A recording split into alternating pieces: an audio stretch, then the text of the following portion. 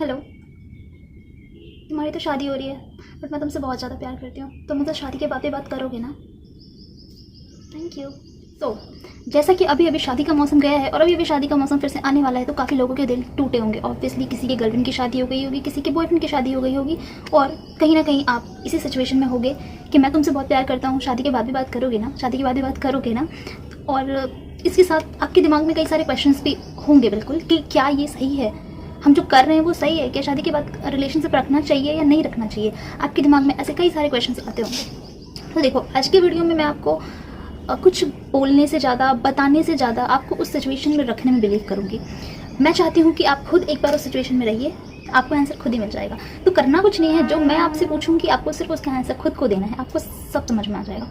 देखो, पहली बात तो दो तरह के सिचुएशन होते हैं, ठीक है। हम आपको बताते हैं कि वो दो तरह के सिचुएशन क्या हैं। सो पहली सिचुएशन देखो, पहली सिचुएशन ये होती है जहाँ पे हम ये सोचते हैं कि चलो ठीक है, पार्टनर की शादी हो गई तो क्या वो प्यार तो वो अब भी मुझसे ही करता है, बात हम कर लेंगे, रिलेशनशिप हम रख लेंगे, क्या जाता है, हमारा तो सब सही चलने वाला है, जैसे पहले था अभी भी वैसे ही चलेगा। बस क्या होगा कि उसकी शादी हो गई है तो उससे क्या फर्क पड़ता है, मिलना जुलना बात करना सब वैसे ही रहेगा।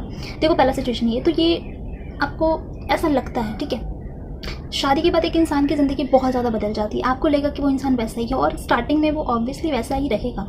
बट देखो, सबसे पहली बात कि ये पूरी तरह से गलत है कि आप किसी दो इंसान के बीच में आए, ठीक है। वो दो इंसान एक दूसरे का है और आप तीसरे हैं, और आप बीच में घुस रहे हैं, तो आप तीसरे इंसान है, आपको कभी भी रफा दफा किया जा सकता है। हाँ, आपको बहुत लगेगा कि नहीं, मेरा बॉयफ्रेंड मुझसे बहुत प्यार करता है, वो मेरे साथ ऐसा नहीं करेगा, बट आप ये भूल रहे हैं कि उसकी शादी हो चुकी है, ठीक है। अब देखो, अगर आप हर चीज़ सहने को रेडी हैं, देन आप ऐसा कर सकते हैं। देखो, बहुत सारी चीज़ें मैं आपको बताती हूँ कि क्या हो सकता है।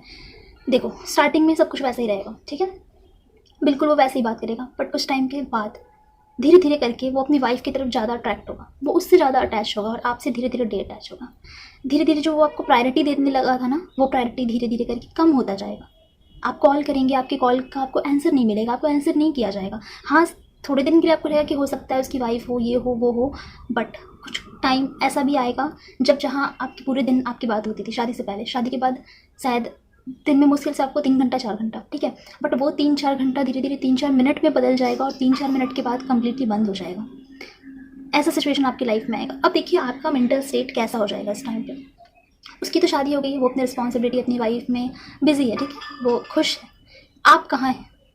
आप पूरा दिन बिजी हैं कि वो क्या कर रहा होगा, अपनी वाइफ के साथ होगा, उससे बात कर रहा होगा, क्या ये वो, मतलब दिमाग में कई तरह की चीज़ें आपकी चलती रहेगी। तो आपका मेंटल जो स्टेबिलिटी था, आपका जो मेंटल पीस था, वो पूरी तरीके से ख़त्म हो जाएगा। आपकी ज़िंदगी बस यही रह जाएगी कि वो क्या कर रहा है, वो क्या कर रहा है, अरे पहले हम ऐसे थे, अभी वो अपनी वाइफ के साथ होगा, मतलब यही आपकी ज़िंदगी होगी। उसको कॉल करना, उसको मिस करना, उसके बारे में सोचना, इसके अलावा आपकी लाइफ में कुछ बच नहीं जाएगा, ठीक है। दूसरी चीज़ देखिए, अगर आपने, ठीक है, आप बहुत ज़्यादा मेंटली स्ट्रांग हैं, आपने ये चीज़ भी बर्दाश्त कर ली। अब देखिए, इसके बाद क्या होगा, आप कॉल करेंगे, आपको आंसर नहीं आएगा। आप समझ रहे हैं आप कितना टूट जाएंगे उस वक्त। आपको कैसा फील होगा जब आप कॉल करेंगे और आपका कॉल कट कर दिया जाएगा। मतलब बिलीव करो, मुझ पर थोड़ा सा बिलीव करो, अगर आप ऐसी कंडीशन में जा रहे हैं ना, तो शादी का कुछ दिन हो जाने दो, आपको ये चीज़ देखने को मिलेगा। आपका जहाँ कॉल वो तुरंत रिसीव करता था, अब वो रिसीव नहीं करेगा कॉल, ठीक है। आपने ये भी अगर बर्दाश्त कर लिया तो सुन लो, आगे आगे एक टाइम ऐसा आएगा जब शायद आपको 2 दिन 3 दिन पे आपका कॉल एक बार रिसीव हो, और रिसीव करके भी आपसे वो बात ही ना करे, वो अच्छे से आपसे बात ना करे बिल्कुल भी। ये भी बहुत छोटी चीज़ है, इतना सुन लिया ना, आगे सुनो और भी क्या हो सकता है। ये बहुत छोटी चीज़ थी, आपके साथ बहुत बुरा हो सकता है। आगे जाके ऐसा भी टाइम आएगा जब उसको आपसे बात करना ही नहीं है। जहाँ आप थे, आपका जगह आप उसकी वाइफ ने ले लिया, आपसे उसको बात करने का कोई शौक नहीं रहा। आप ज़बरदस्ती कॉल करेंगे, आप गिड़गिड़ाएंगे, मुझसे बात करो, बदले में आपको गालियाँ मिलेगी, वो आप पे चिल्लाएगा, वो आपको गालियाँ देगा। सह पाओगे? सह पाओगे कि जो इंसान जिसको आपने इतना प्यार किया, जिसको आपने तब एक्सेप्ट किया जब उसकी लाइफ में दूसरी लड़की है, तब भी आपने उसको एक्सेप्ट किया, वो इंसान आपको गाली दे रहा है, वो इंसान आपको चोट पहुंचा रहा है, वो इंसान आपसे बात नहीं कर रहा, वो इंसान आपके सामने अपनी वाइफ को ज़्यादा इंपॉर्टेंस दे रहा है। सह पाओगे? बहुत मुश्किल हो जाए। और ये भी बहुत छोटी चीज़ है, एक टाइम ऐसा भी आएगा, अगर आप तब भी नहीं संभले तो एक टाइम ऐसा आएगा जब आपको ब्लैकमेलिंग तक जाना पड़ेगा। वो आपको ब्लैकमेल करेगा कि मैं तुम्हारे घर वाले को बोल दूँ, या इसको बोल दूँ, या उसको बोल दूँ, मेरा पीछा छोड़ो क्योंकि मेरी वाइफ है। खुद को एक बार उस सिचुएशन में डाल के देखो और बताओ कि कैसा लगेगा। कैसा लगेगा जब एक इंसान आपको ऐसे टॉर्चर करे, एक इंसान आपके साथ ऐसे बिहेव करे जिसको आपने इतना प्यार किया, तो आपको कैसा लगेगा। आप ना घर के रहोगे, ना घाट के रहोगे, कहीं के नहीं रहोगे उसके बाद, क्योंकि आपने ऐसे इंसान के साथ अपना टाइम वेस्ट किया, ऐसे इंसान के पीछे टाइम वेस्ट किया जो किसी और का है। वो मूव ऑन कर गया, आप कहाँ? आप मूव ऑन करने की जगह आप बर्बाद हो जाओगे, क्योंकि इतना कुछ सहते सहते आप इतना टूट चुके होगे ना कि सच बता रहे हो, आप ज़िंदगी में कभी खुद को पहले जैसा कर नहीं पाओगे।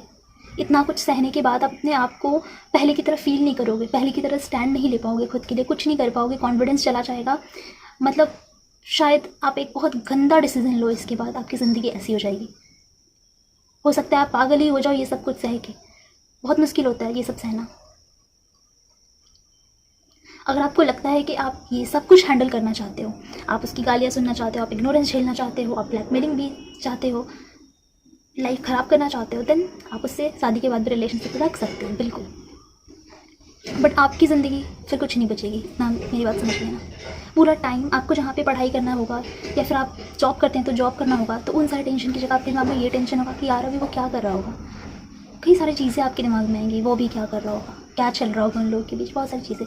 वाइफ है उसकी, वो उसके साथ घूमने जाएगा, फ़ोटोज़ पोस्ट करेगा, आपको वो देख के बुरा लगेगा। ये सारी चीज़ें आपके साथ होती रहेंगी, तो ये सब झेलना है, देन आप बिल्कुल ये सब आप शादी के बाद रिलेशन रख सकते। अब देखिए हम दूसरी सिचुएशन की बात करते हैं। दूसरी सिचुएशन में शादी हो गई बॉयफ्रेंड की, ठीक है, तुम अपने जगह खुश रहो, अपनी वाइफ के साथ खुश रहो, मैं जहाँ हूँ मैं खुश रहूँगी।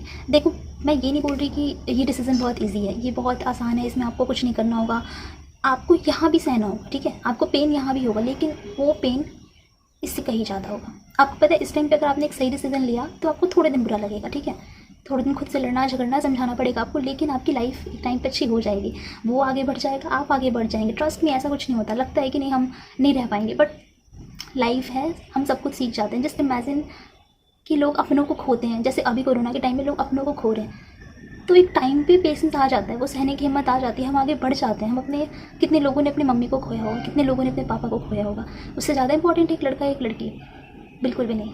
तो जब हम उनको खो के आगे बढ़ सकते हैं तो ये तो बहुत छोटी चीज़ है। लाइफ आपको मूव ऑन करना खुद सिखा देती है, खुद सीख जाओगे, बट गलत डिसीजन लेके अपनी ज़िंदगी को बर्बाद करना कहीं से सही नहीं है। एक चीज़ लाइफ में एक्सेप्ट करना पड़ता है ना कि जो चीज़ आपका है वो आपका है, लेकिन जिस दिन हमें ज़िंदगी अगर मुझसे ये मांग रही है कि नहीं ये तुम्हारा नहीं है, तो लाइफ की डिमांड को सुनना पड़ता है, ठीक है। अगर नहीं है तो फिर नहीं है, हम उसके पीछे भाग के उसको नहीं अपना बना सकते। जो अपना होगा वो अपना है बस।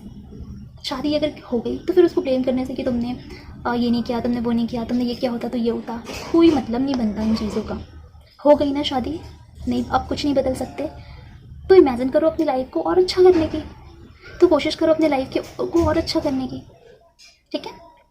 दूसरा जो हमारा सिचुएशन है वो यही है कि हम अपने अपने अपने ज़िंदगी में खुश रहें। आप बोलोगे कि नहीं मैं उसका बहुत केयर करता हूँ, मुझे उसके साथ रहना है, ये वो, तो केयर करने के लिए किसी के साथ की ज़रूरत नहीं होती। केयर करते हो ना, जहाँ हो वहाँ से उसकी खुशियाँ मांग लो, मंदिर में जाके प्रे कर लो, मस्जिद में जाके दुआ मांग लो, काफ़ी है इतना, उसके लिए इतना करना बहुत है। आप किसी से प्यार करते हैं तो प्यार का सिर्फ एक ही उसूल है कि उसकी खुशियाँ, वो खुश है, आपकी खुशी उसी में है।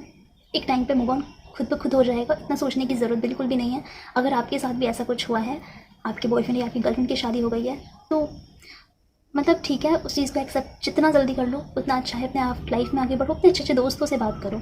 एंड उसके बाद मैं तो हूँ ही, आप बिल्कुल मुझसे डिस्कस कर सकते हैं, मैं सीधी हूँ, आप बिल्कुल डिस्कस कर सकते हैं मुझसे। इंस्टाग्राम पे आप मुझसे जुड़ सकते हैं, इंस्टाग्राम का आपको मिल जाएगा आईडी में डिस्क्रिप्शन में, वहाँ आप मुझसे कनेक्ट कर सकते हैं। और जो चीज़ आपकी नहीं है ना, उसके लिए भागना, जिद करना, लड़ना छोड़ दो, नहीं मिलेगा कुछ भी। कभी कभी किसी चीज़ों से या किसी इंसान से अलग हो जाने में ही अपनी भलाई होती है। देखो रिसेंट एग्जांपल, लाइक हमारे घर में अगर कोई गेस्ट आ रहा है अभी के टाइम में, तो हम उनको ऑब्वियसली हम उनके साथ अच्छा बिहेव करेंगे, उनसे मिलेंगे, बात करेंगे, बट अगले दिन अगर ये पता चले कि वो कोरोना पॉजिटिव है, तो हम क्या करेंगे? हम उनसे थोड़ा डिस्टेंस बना के रहेंगे। हम उनसे पहले की तरह नहीं बोलेंगे कि नहीं मुझे गला मिलना है आपसे, मुझे आपसे बात करनी है, नहीं, हम उनसे डिस्टेंस बना लेंगे। हाँ, हम उनकी बहुत केयर करते हैं, तो क्या करेंगे, उनको मेडिसिन देंगे और खाना पीना सब कुछ करेंगे, अच्छे से उनके लिए प्रे करेंगे, बट दूर से। क्यों? क्योंकि डिमांड अभी यही है कि आपको उस इंसान से दूर रहना है, क्योंकि वो पॉजिटिव। तो आपकी लाइफ इफेक्ट ना हो, आप भी उसके थ्रू पॉजिटिव ना हो, कोरोना से बचे रहने के लिए हम क्या करते हैं, उससे दूरी बना लेते हैं। तो ये जो शादी के बाद रिलेशन रखना, ये कोरोना से भी बहुत ज़्यादा गंदी बीमारी है। कोरोना से तो आप शायद फिर भी बच जाएं, बट इस बीमारी से आप बचना बहुत मुश्किल हो जाएगा अगर आप फंस जाएंगे तो। सो आई होप आपके लिए वीडियो हेल्पफुल रही होगी, आपके सारे डाउट्स क्लियर हो गए होंगे। नहीं हुए अभी भी तो आप मुझसे पूछ सकते हैं कमेंट सेक्शन में। और